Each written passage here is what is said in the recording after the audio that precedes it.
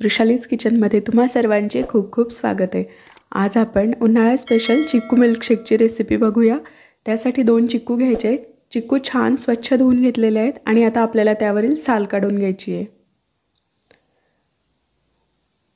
त्यानंतर चिक्कूचे आपल्याला छोटे छोटे तुकडे करून घ्यायचे आहेत आणि ते एका मिक्सरच्या भांड्यामध्ये घेऊन त्यामध्ये साखर घालायची आहे। तर 2 चमचे साखर मी यामध्ये घातलेली आहे। तसेच यामध्ये आपल्याला 1 चमचा दुधावरची साय घालायची आहे।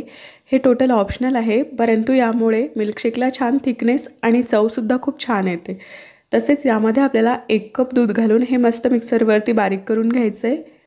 आधी थोडंसं दूध घालून आपल्याला हे मिक्सरवर फिरवून घ्यायचे आहे। त्यानंतर सर्वच दूध आपल्याला यामध्ये घालून परत एकदा मिक्सरला फिरवून घ्यायचे आहे।